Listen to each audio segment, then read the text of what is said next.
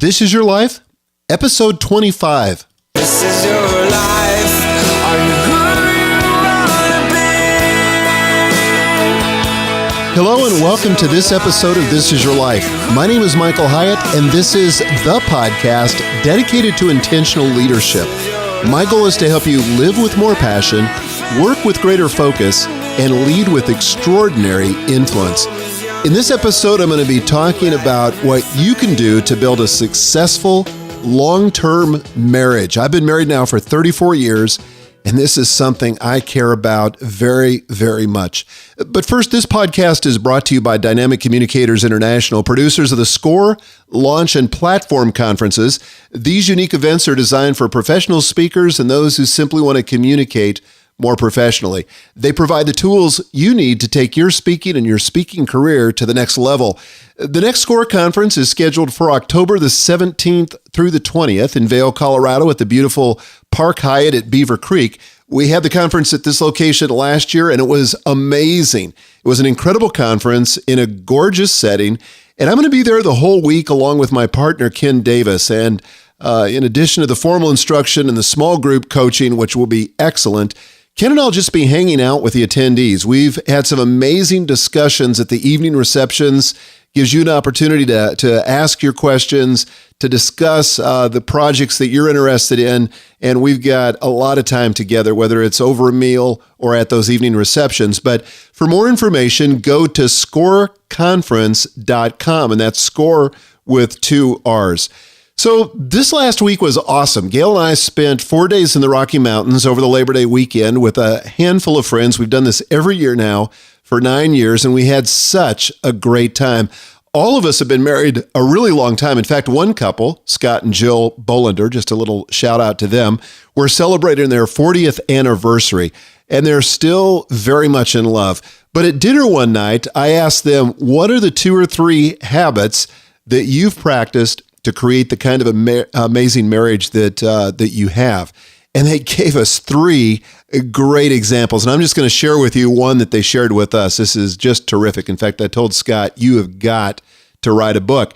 But daily, they practice what they call the habit of reintroduction. And their basic idea was that every day we grow as individuals. We change. We're not the same people today as we were yesterday. It happens incrementally. It's usually not sudden.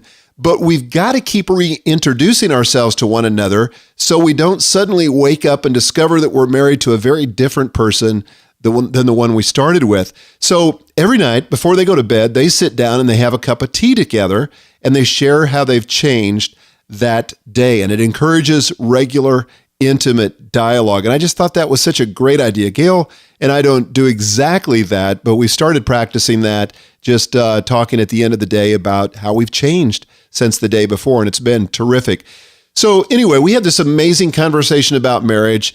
Then Gail and I came down from the mountain. We came back to town to the news that another friend's marriage was crumbling, and this has been now several this year, but his wife had just asked for a divorce, and he was totally caught off guard. And the sad part is that there are several young children involved.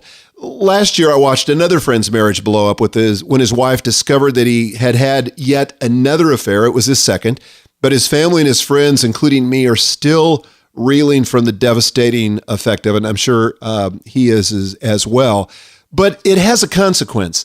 And I began to think about my podcast this week, and I thought, I've got to do something on marriage. This, again, is something I care about deeply. It is related to leadership. In fact, the condition of your marriage has everything to do with your happiness as an individual and your effectiveness as a leader. And in fact, whether you realize it or not, the people you lead observe your marriage and they draw several conclusions about you and your leadership. They learn about your priorities by watching you in the context of your marriage and your family.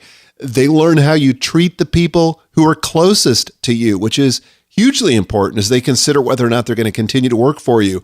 They learn whether it's all about you or you're a team player. And all of that just from watching your marriage. And this is why I always take an employee candidate to dinner with their spouse. Whenever I'm interviewing somebody or considering someone for an important position, I take them to dinner with their spouse because I want to observe how they are together.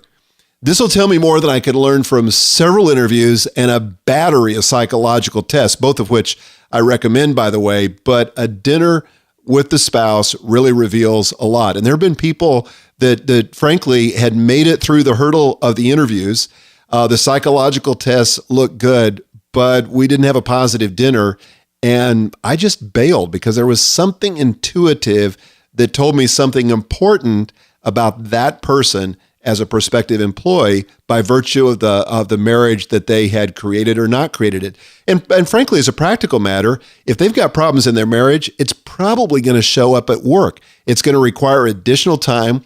There's going to be a loss of focus, and they're just not going to be as effective, as productive as they could be if they had a good marriage. And I realize that marriages are not something static. They go up and down.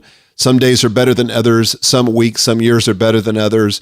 But in general, I want to hire people that are in good, stable marriages because I do believe they make better employees. Or to say it another way, if people aren't in good, stable marriages, there's going to be an effect on the organization. So as a corporation or as a nonprofit ministry, you have a vested interest in the quality of the marriages of your key people. So unfortunately, the chances of you making your marriage work long time are about 50-50. In other words, you face a very real risk of divorce. And if you think otherwise, I hate to say it, I don't mean to be offensive, but you're frankly being naive. If your marriage is going to survive and thrive, you're going to have to be, like I've said about everything, intentional about it. Great marriages don't just happen. They're created just like your health, just like your career success, just like your financial well-being. Now, I have not figured out everything about marriage, as my wife will tell you. In fact, I regularly screw up, but I've been married for 34 years, and I love my wife, Gail, more today than I did when I got married. In fact, I don't think I had a clue what love was when I got married. She's my very best friend in the world. We love being together. We love being parents, and we love being grandparents. We are in a great season of life. So what I want to share with you today comes out of the crucible of our own experience. I learned a lot of what I know about marriage the old-fashioned way by what John Maxwell calls failing forward. I have made tons of mistakes. I've not always been the husband I should have been or the father that I should have been, and I continue to make tons of mistakes. It's not perfect by a long shot, but it is a healthy, stable marriage, and so I'm speaking out of my experience. And here's my premise for this episode. In order to build a successful long-term marriage, you need to make 4 commitments. So let's get to them. Number 1, commit to continuing education. And there's a number of ways to do this, but let me just expand on this. First of all, become a student of your spouse. Look, you're different, duh. But how are you different?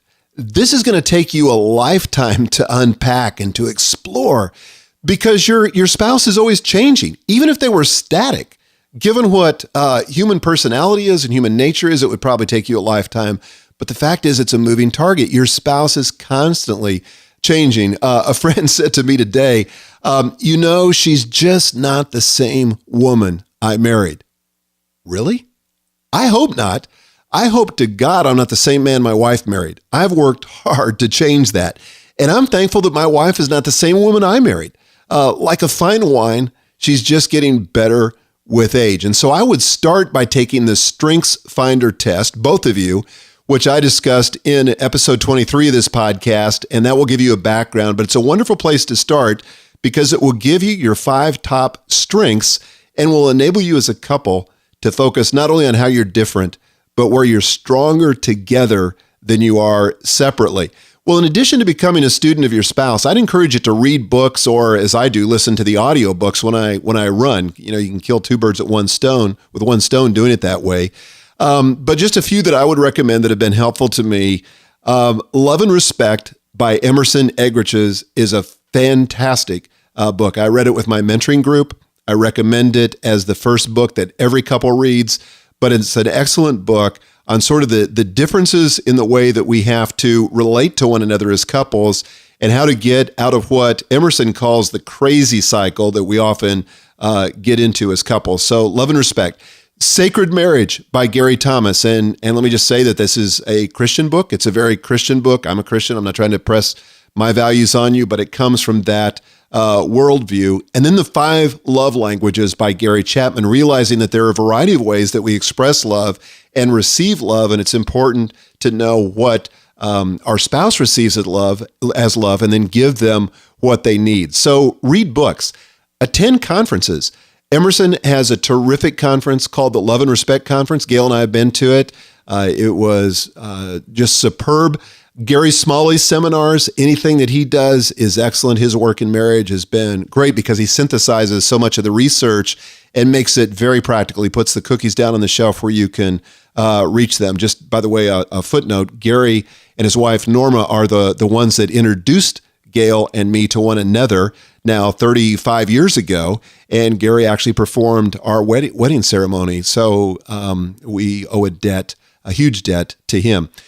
And then if you've really got a marriage that needs 911 attention, maybe you're really struggling, you're on the edge of divorce, I would recommend a intensive workshop called SaveMyMarriage.com, or at least that's where you can go to find out more about it, and I'll have a link in the show notes. But this is an intensive 3-day seminar. I've not been. I've had a couple of friends go. In both cases, it saved their marriages. They say they have a 75% success rate, but it's very intense, but it's also very helpful. And they give you the practical tools that can help you dig out and make your marriage better. So again, become a student of your spouse, read books, attend conferences. The last thing I would say under this whole idea of committing to continuing education is get counseling. Find a licensed marriage and family therapist.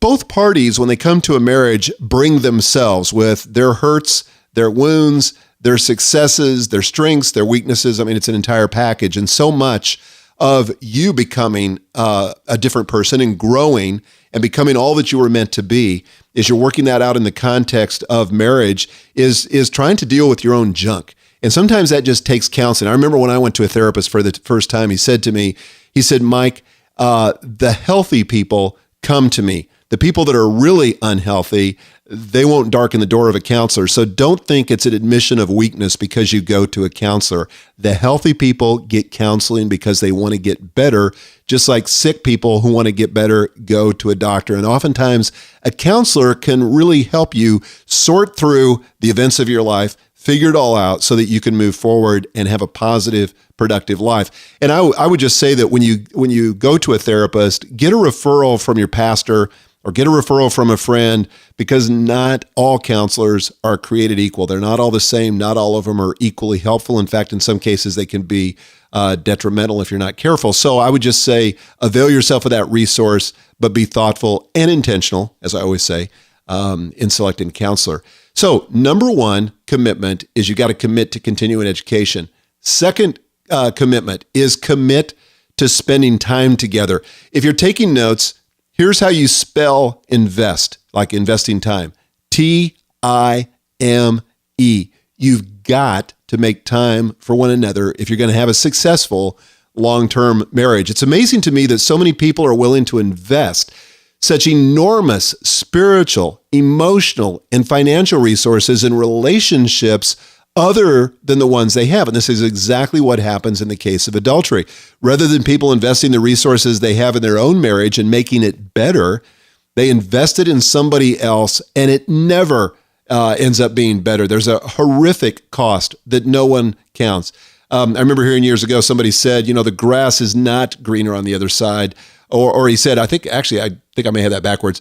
The grass we always think it's greener on the other side, but it still has to be mowed. And that's the case. After the emotion settles out and life becomes routine and some of the adventure wears off, then life becomes very daily. And again, you have to confront yourself, because no matter where you are, there you go. You take yourself into every relationship. And the other thing I would say is it just doesn't make economic sense. If you want your marriage to grow and flourish, you're going to have to invest in it. This means investing time, dreaming, laughing, listening, crying together, but just spending time to do this. And there are several practical ways to do this. For one, and you probably heard this 1,000 times before, but it's something that Gail and I have practiced and something I would recommend, and that is have a date night, a time when you just go out, the two of you, to be together. And I'm going to talk about some practical ways to do this in a little bit. But even a weekend getaway doesn't have to be expensive. It doesn't have to be far, but a time when you have a more extended period without the children where you can focus on one another. Traveling together. I really, through my history, I couldn't always do this when the kids were really small, but once they got old enough to farm out, we traveled a lot together. And it's very rare, frankly, for Gail and I not to travel together today, but we love sharing experiences, those extended times of talking when we're on the road together. It's fantastic. And then a couple only vacation. And I some of you are listening to this and you're thinking, well, that's fine for you to say, you can afford that. We can't afford a vacation. I want to challenge you on that. And I want to challenge you to become creative about doing it, even if it's a staycation or if it's only a few days. But you need time, extended time, to focus on one another. And throughout our married life, we've said we want to have one vacation a year that is really the family, maybe 2 vacations as I got further along in my career and had 3 weeks to spend, but a couple only vacation where it was just the two of us without the kids, where we could focus on one another. Again, that's not going to be possible for everybody, but it should be an aspiration for everyone.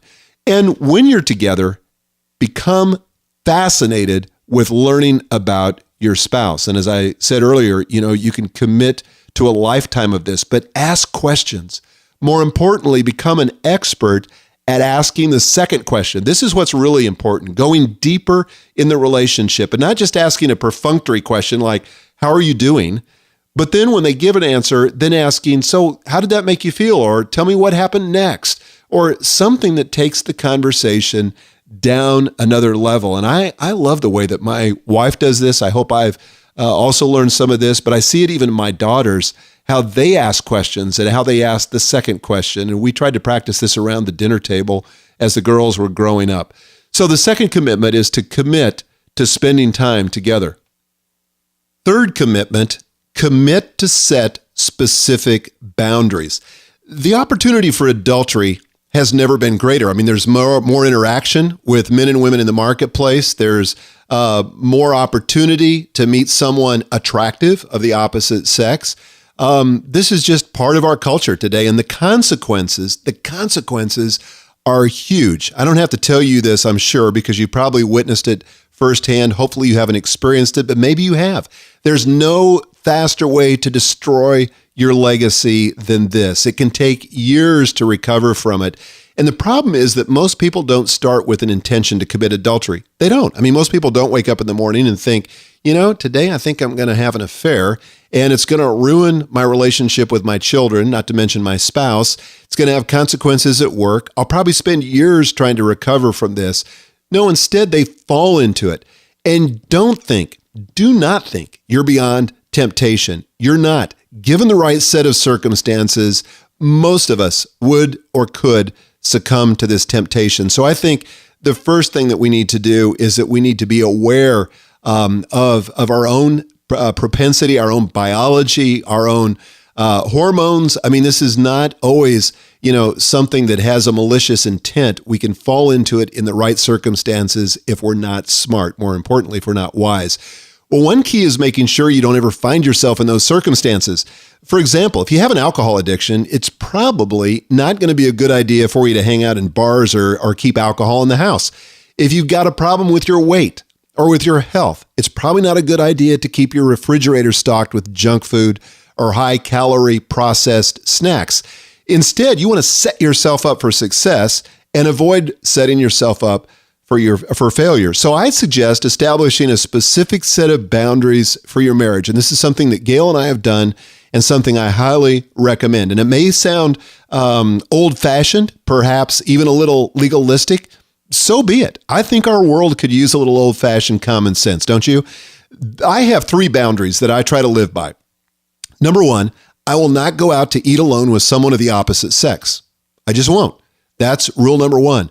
Boundary number 2, and probably boundaries is a better idea than rule, but boundary number 2 is I will not travel alone with someone of the opposite sex. I just don't. I haven't done that in my work, And I don't do it to this day. Number 3, I will not flirt with someone of the opposite sex.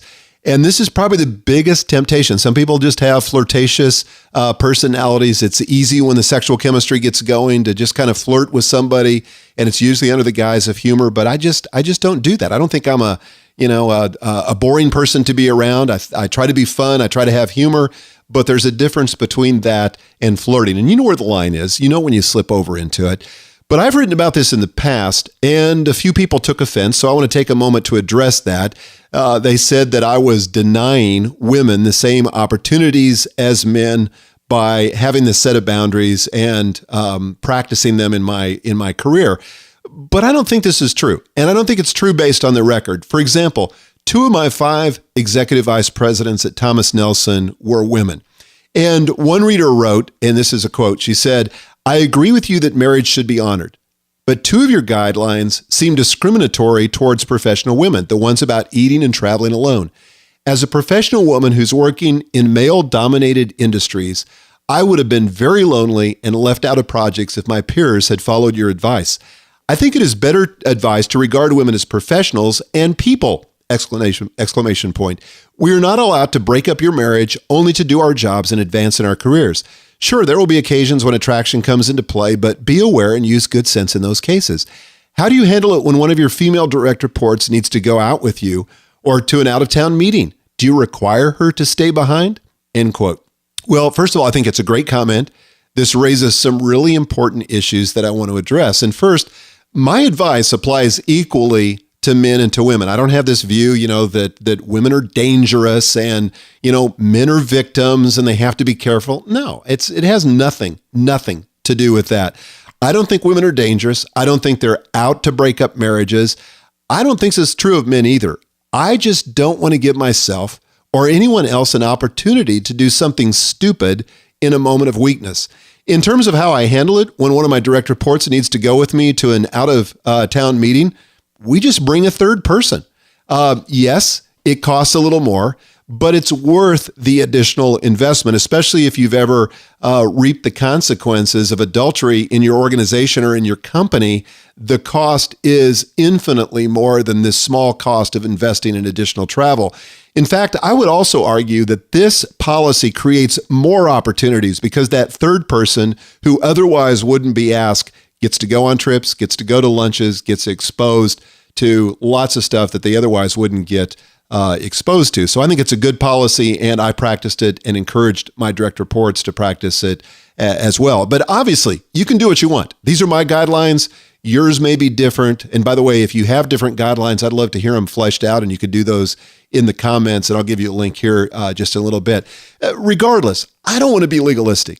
I'm simply arguing that you must be intentional. Set appropriate boundaries. Personally, I think you want boundaries that avoid the appearance of evil, just to, keep the rumor mill from being stoked. And I think you want to protect yourself from making a dumb decision that you will regret for the rest of your life. It's just not worth it. I mean, if you look at it objectively, it's just not worth it. No one in their right mind would make the trade that they make in a moment of weakness, which costs them everything, not the least of which is their relationship with their friends and their family and their reputation and their legacy and all the rest. So the third commitment I would encourage you to make is this one of setting specific boundaries. The fourth commitment is, and this maybe sounds surprising, but to speaking well of your spouse. I wrote a blog post about this called, quote, "Why Speaking Well of Your Spouse is So Important," end quote. And it got over 9,000 Facebook likes, 2,000 retweets, and almost 2,000 comments. Obviously, this hit a nerve. And I would encourage you to read the post. I've got a link in the show notes to it. But here's the short version. Early in our marriage, Gail and I attended a church that was led by this dynamic 30-something pastor. He was an extraordinary communicator. He was a wise and empathetic counselor. And as a result, the church really grew rapidly. But as we got better acquainted with him and his wife, we started noticing a disturbing trend in the way that they related to one another. They would often make disparaging remarks about the other in public. And at first it seemed cute. Their comments seemed playful, humorous. Everyone laughed. But over time, they became more and more biting. Obviously, they were frustrated with one another, and this was their way, an unhealthy way, I might add, of dealing with it. Now, we ultimately left that church, but several years later, we learned that they had suffered an ugly divorce, both admitting to multiple affairs. They lost their family and, of course, their ministry. And to this day, it grieves me to think about it. But contrast this to Sam Moore, my predecessor at Thomas Nelson. He always, to this day, and he's in his 80s, always speaks highly of his wife. He would tell us, as his direct reports at Thomas Nelson, he says, I hate to leave her in the morning, and I can't wait to see her in the evening. Now, they've been married for over 60 years. Last time Gail and I were with them over lunch, they were holding hands as they left. It was obvious they are still in love. But reflecting on these two experiences, I'm convinced that praising your spouse in public is one of the most important commitments you can make to grow your marriage and to impact your leadership. And this is important for at least 5 reasons. Reason number 1 is that you're going to get more of what you affirm. Have you ever noticed that when someone praises you, you want to repeat the behavior that caused it? Look, this is just human nature. It can be a form of manipulation if it's not genuine, of course, but it can also be a powerful way to motivate others when it's authentic. Reason number 2, affirmation shifts your attitude toward your spouse. Words are powerful tools. They can create, they can destroy, they can build up, or they can tear down. And I believe most people have a drive to align their actions and their attitudes with their words. So if you start speaking well of someone, you start believing what you say about that person. Reason number 3, affirmation helps strengthen your spouse's best qualities. Encouragement's also a powerful force for good, and all of us need positive reinforcement. This is why when we're losing weight and people notice, it gives us the strength to stick with the program, doesn't it? This is true in every area of life. Reason number 4, affirmation wards off the temptation of adultery. When others see you're happily married, when you speak well of your spouse in public, they're less likely to proposition you or to make a pass or to make a move toward you. It's a hedge that protects your marriage from would-be predators. It's the best form of adultery repellent I know of. You simply stop being a target when you praise your spouse in public. Reason number 5 is that affirmation provides a model to those you lead. This is so important. If you're going to be a truly effective leader, you must lead yourself, and then you must lead your family. And your marriage, as I said earlier, is a powerful visual of how you treat the people you value the most. When you speak highly of your spouse, your followers, the people you're leading, are more likely to trust you. It takes your leadership to another level. So just in summary, if you want a successful long-term marriage, make these 4 commitments. Commit to continuing education. Be a lifelong learner. Commit to spending time together. Commit to a specific set of boundaries. And number 4, commit to speaking well of your spouse. Now, let's get to some questions. I had somebody call in anonymously. This is actually the first time this has ever happened. And I probably should have encouraged people as they responded to be anonymous if they wanted to, because this is, after all, a very sensitive area. But this is what this lady had to say. What do you suggest doing when it seems your husband enjoys emailing and typing and reading blogs more than talking to his wife? How does she get his attention? How do you establish some kind of regular pattern of more intimate communication? Thank you. Well, first of all, as much as I hate to admit it, I've been that guy. You know, I've been preoccupied with email or reading blogs or watching a television show and not paying the kind of attention to my wife and kids that I should. And I'm going to suggest something you may not like. And I don't mean to be offensive or abrupt, but it would be easy in this situation to play the role of the victim by making him the bad guy, or if it's your wife doing it, her the bad guy, and you're the innocent party. And there's probably some truth in it. If I were talking to him, it would be an entirely different conversation. But let's assume that his behavior is in some part your responsibility. And though this initially sounds harsh or difficult, taking responsibility for something like this can be tremendously liberating. Why? Because it gives us back control. We're not powerless. We're not victims. We have agency, the ability to affect the outcome. So if it depended on you alone to just turn this situation around, what would you do? I mean, you could just kind of hope that he gets better or that he loses interest in the internet and starts focusing on you. But what can you do? That's what I want to focus on. Well, for starters, and again, this sounds harsh, you could perhaps become a more interesting person. Are you growing spiritually and intellectually? Are you the kind of person he wants to be around? In other words, are you positive, encouraging, energetic? Are you taking care of yourself physically? So think about becoming a more interesting person. Also, perhaps you could suggest activities that you could do as a couple. For example, rather than attacking his behavior directly, you could suggest that you go for a walk and debrief on the day's activities. Perhaps you could share your needs, again, without attacking his behavior, but just be honest about what you need from him. I've only been a man, so I can't respond as a woman, but I can tell you that men don't wake up each morning deciding how they can make their wives' lives miserable. That just doesn't happen. We just kind of do it naturally.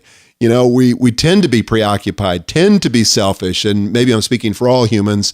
Maybe I'm speaking for no one other than myself. But again, my guess is that he has no idea what impact this is having on you. So maybe you need to share your needs. Never, when you're dealing with a man, never assume anything, especially that they know something that you think is obvious. And if that doesn't work, and this is probably a last resort, but perhaps you could confront him on his behavior. You know, it's probably not going to get better unless somebody makes the first move and determines that they're going to change it. Now, maybe you're thinking, well, that won't work with him, or what if he doesn't respond? Well, that's possible. But it for sure is probably not going to happen if you don't try. And leadership is first and foremost about initiative. If you're going to lead, you've got to take initiative, and you've got to accept the reality that it's always your move, no matter what.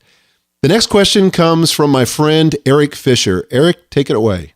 Hi, Michael. This is Eric Fisher from Beyond the To-Do List podcast, found at beyondthetodolist.com. Thanks again for being an interviewee on the show. I had a question. It was, can you give me some insight on how you and your wife made sure to have time not only for the business conversations of making sure the family business ran right, you know, strengthening your parenting partnership with your wife, as well as, say, having regular social conversations, especially while having a house filled with 5 girls. I have an almost 8-year-old daughter and a 1-year-old son, and it often feels like our hands are full with just those 2. So I'm interested in seeing how you did that. Thanks, Michael. Well, Eric, I addressed this in the second of my marriage commitments, but let me just elaborate here because there's a few more things that I'd like to say about it. First, you must absolutely make time for this. You've got to have a time when you're not talking about work or the kids. But how do you do that if you don't seem to have the time or the money? And again, my answer is that you must first start with an intention to do it. When you do that, then suddenly the resources will show up, and they usually don't show up unless you have the intention. So the time and the money are not going to magically fall out of the sky. You've got to have an intention. And my premise is that what gets scheduled gets done. Put it on your calendar, your date night, your weekend retreats, your vacation, whatever. So you might want to check out my annual time blocking tools, and there's a link in the show notes. But this is basically the process of looking ahead a year and making time for the truly important activities, for your priorities, so that they get done and that time doesn't get stolen or hijacked by something of lesser importance. The first challenge you're going to have if your kids are young, obviously, is finding a babysitter. And I know this can get expensive, but here are a few options. And again, you can apply your own creativity to it, but you can ask your parents or another relative. And I see my girls do this with one another all the time. They certainly do it with us. And you don't want to abuse this, but you know, that's one of the advantages. If you have relatives living close, it's one of the advantages that's kind of built into the mix. You can also barter a skill you have for the babysitting you need. For example, how about I fix your car on Saturday morning in exchange for you watching our kids on Saturday night? What is it that you could offer in exchange for some babysitting? You could also swap babysitting with some close friends who have the same objective. For example, we'll watch your kids on Friday night, you watch ours on Saturday night. That way we both have a date night. Or then sacrifice something in order to pay for babysitting. Your money's naturally going to flow to your priorities, but what's more important, your daily dose of Starbucks or a weekly date with your spouse. So you might have to be creative. You may have to make a sacrifice, but this is totally possible if you start with the intention. Also, you don't have to go to a fancy, expensive restaurant. There are many times we went to a cheap fast food joint. You can even pack a basket and go on a picnic, or just take snacks, or simply go out for coffee. The important thing is to have a place where you can focus on one another and get involved in a deeper conversation where you're learning and growing together and exploring one another's personalities and hopes and dreams and aspirations and all the rest. If necessary, you can even have a date night in. Just decide that one night you're going to put the kids to bed and then do something together. The key is together. You know, if you're going to watch a movie, great, but build in some conversation to it as well. The intention is where it all begins. Amash also asked another question from a single person's point of view. Hi, Michael. My name is Amash. I'm a country singer calling from on tour. We're headed to Florida. As the wearer of a purity ring with fans who share the same view, I speak for many when I ask, what protective measures are there for those who experience a serious relationship for the first time? My blog is on facebook.com/ImajOfficial. Thank you. Yeah, I don't know if you could make out the question. I know there was some background noise there, but let me just repeat it. Essentially, Amash was asking, as a single person who has a purity ring and who has an intention to remain pure, in other words, not to have sex before marriage, she's wondering if there are some boundaries or some measures that single people can take who are in a serious relationship for the first time.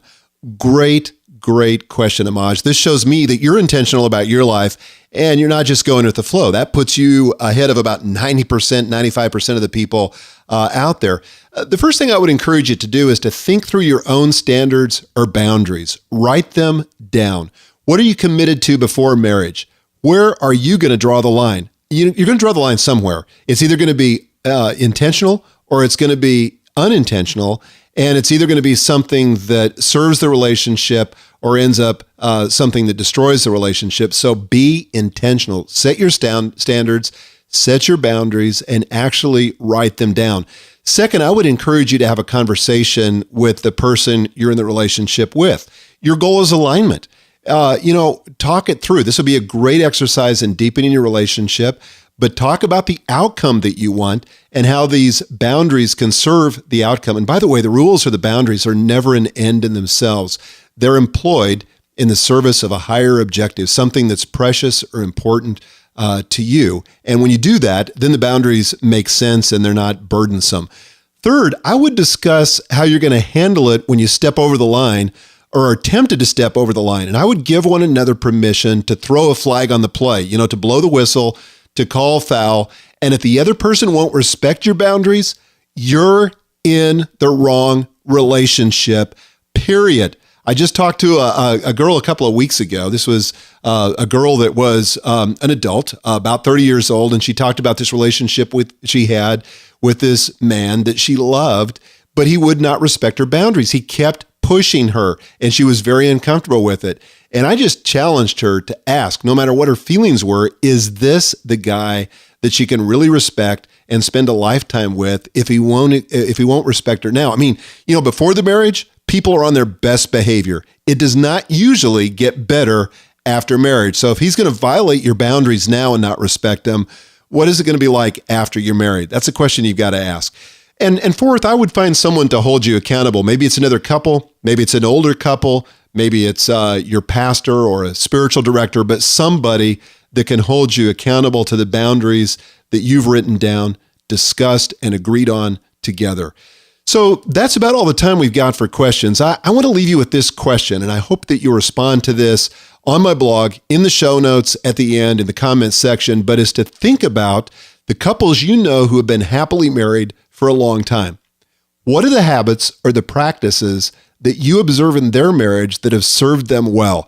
So to comment on this episode, go to my blog at michaelhyatt.com/025, as in episode 25, michaelhyatt.com/025, and I'll do my best to answer any other questions that you may have. One announcement: if you're ready to get serious about building your platform and taking your blogging to the next level, You can't do better than launching a self-hosted WordPress blog, and that's what nearly all professional bloggers use. That's what I use at michaelhyatt.com.